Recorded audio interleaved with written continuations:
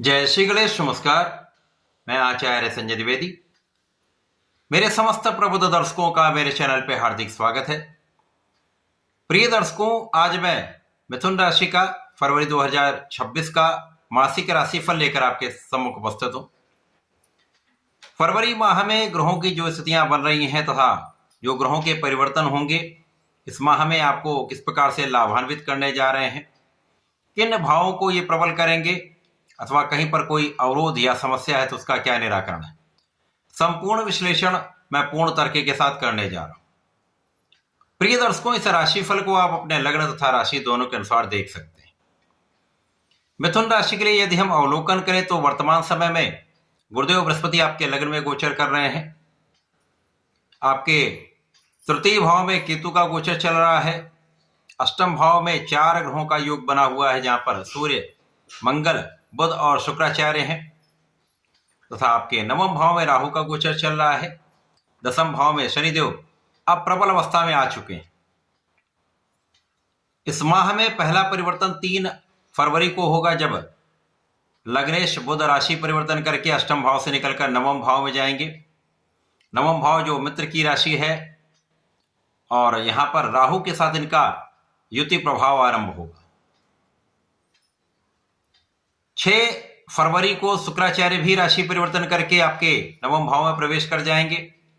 इसी प्रकार से 13 फरवरी को सूर्यदेव का राशि परिवर्तन नवम भाव में हो जाएगा तथा 23 फरवरी को मंगल भी राशि परिवर्तन करके नवम भाव में प्रवेश करेंगे। इस प्रकार से नवम भाव जो अत्यंत प्रबल भाव है, अत्यंत महत्वपूर्ण भाव है, यहां पर 5 ग्रहों का योग आरंभ होगा, गोचर आरंभ होगा।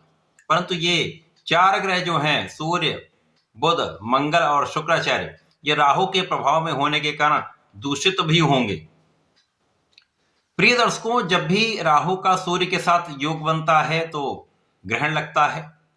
बुध को ये जड़ दोष में डाल देते हैं, शुक्राचार्य को पीड़ित करते हैं। यद्यपि शुक्राचार्य इनके गुरु भी हैं, परंतु ये दूषित प्रभाव प्राप्त होता है। इसी प्रकार से मंगल के साथ अंगारक दोष बनता है।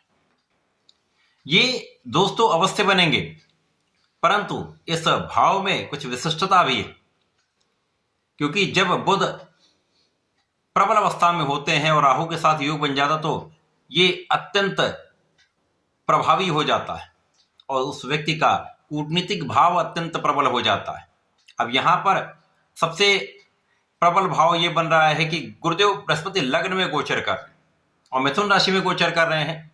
यहां से इनकी दृष्टि का प्रभाव इस भाव पर होगा, जिसके कारण राहु पर गुरु का प्रभाव, नवम भाव पर गुरु का प्रभाव था, सूर्य, बुध, मंगल और शुक्र के साथ गुरुदेव बृहस्पति के महायोग, महाराजयोगों का निर्माण होगा, जो निश्चित रूप से अत्यंत महत्वपूर्ण भी होने वाला है, कुछ विशिष्ट लाभ भी देने वाला है।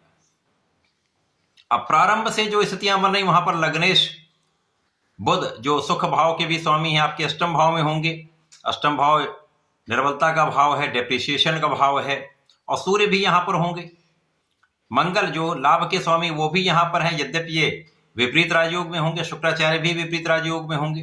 तो कोई बहुत बड़ी समस्या नहीं, परंतु यहां पर कहीं ना कहीं एक तनाव की स्थिति, यहां पर कुछ शारीरिक कष्ट, कुछ मानसिक कष्ट अवश्य चल रहा है।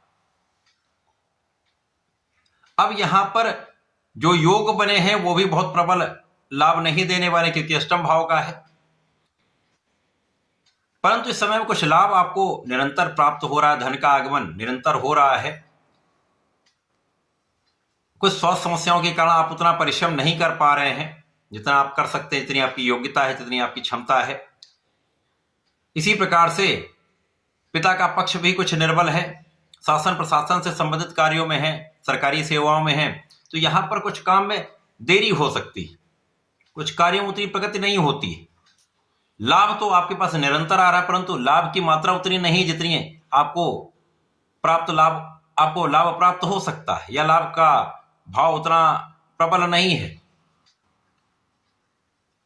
यहां पर मौसम के रोगों के कारण कुछ न कुछ, कोई ना कोई छोटी मोटी समस्याएं बनी हुई हैं।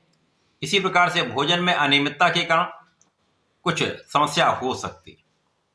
परंतु जैसे जैसे ये गोचर आगे बढ़ेगा, बुध का परिवर्तन आपके नवम भाव में हो जाएगा।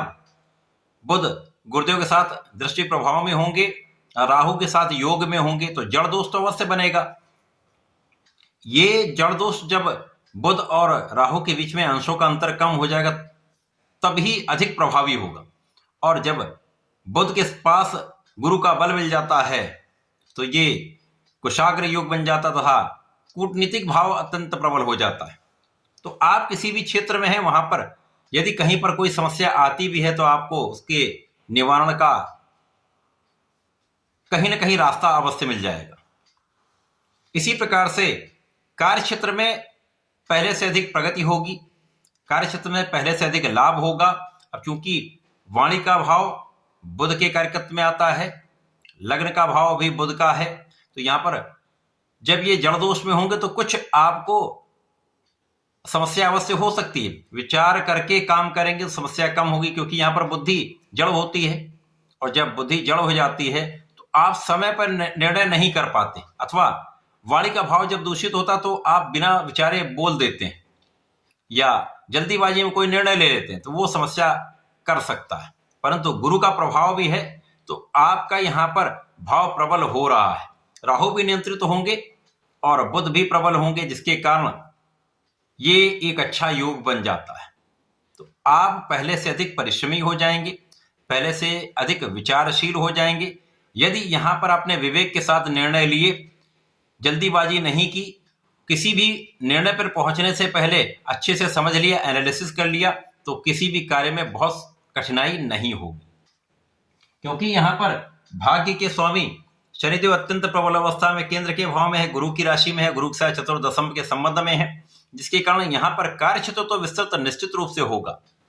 आप किसी भी क्षेत्र में हो, नौकरी में हो, व्यापार में हो, अपने प्रोफेशन में हो, वाणी से संबंधित कार्यों में हो, शिक्षा से संबंधित कार्यों में हो, किसी भी व्यापार में हो सकते हैं, सभी क्षेत्रों में नियमित रूप से अच्छे लाभ आपको प्राप्त होने लगेंगे।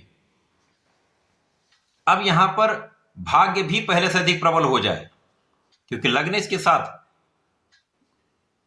गुरुदेव का संबंध बन रहा है, तो ये पहले से अधिक भाग्य का साथ मिलने लगता तो अवरोध कम होने लगते।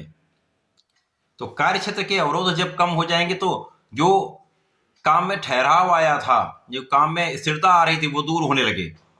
काम का क्षेत्र पहले से अधिक विस्तृत होने लगेगा, नौकरी में पहले से अधिक लाभ होने लगेगा, प्रोफेशन में अच्छे अवसर मिलने लगेंगे। जब शुक्र यहां पर आपके नवम भाव में आ जाएंगे तो यहां पर बुध शुक्र का महायोग बन जाएगा, राहु के साथ में ये योग चलने वाला है, जिसके कारण पहले से अधिक आपकी शिक्षा का भाव प्रबल हो जाएगा।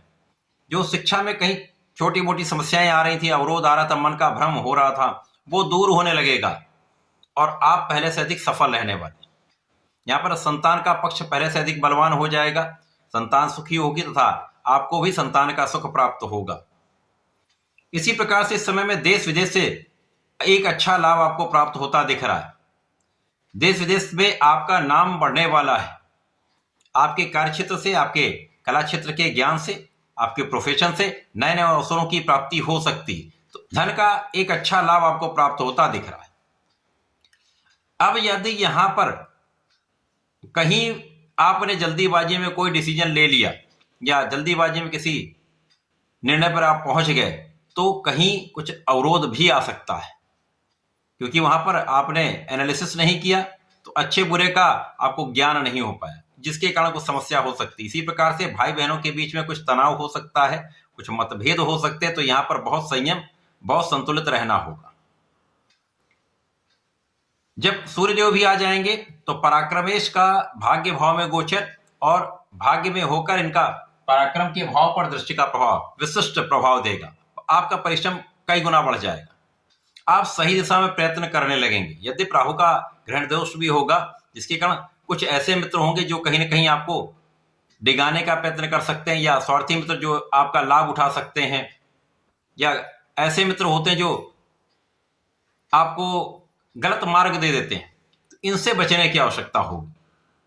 यदि आप इन सब चीजों से बचाव करते जाते हैं तो ये समय आपको बड़े लाभ भी देगा, क्योंकि यहां पर कूटनीतिक भाव प्रबल हो गया तो आपका शासनिक प्रशासनिक सेवाओं का भाव प्रबल हो गया, राजनीति का भाव प्रबल हो गया, राजनीति में अच्छे अवसर, अच्छे संबंधों का लाभ, राजनीति में आपका नाम, अच्छे लाभ की प्राप्ति का योग यहां पर बन जाता है।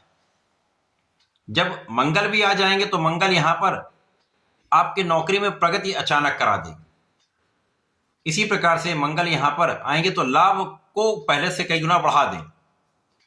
नौकरी में यद्यपि यहां पर कुछ चेंज हो सकता है, नौकरी में कुछ परिवर्तन की संभावना दिखती है, परंतु वो आगे चलकर आपके लिए अत्यंत सकारात्मक रहने वाला है। और ये सकारात्मकता यदि आपने मेंटेन यहां पर रखी, अपने मनोबल को श्रेष्ठ रखा, कहीं पर भ्रमित नहीं हुए और यहां पर अपने उच्चाधिकारियों के साथ बनाकर रखा, अपने पिता का आशीर्वाद लेते रहे, तो इस समय में कोई बड़ी समस्या नहीं होगी। तो ये जो गोचर अवश्य राहु के प्रभाव में होगा, कुछ ग्रह पीड़ित होंगे, बीच बीच में थोड़ी बहुत समस्याएं आएंगी, कुछ सर दर्द की समस्या हो सकती है, पिता के साथ स्वास्थ्य की समस्या हो सकती है।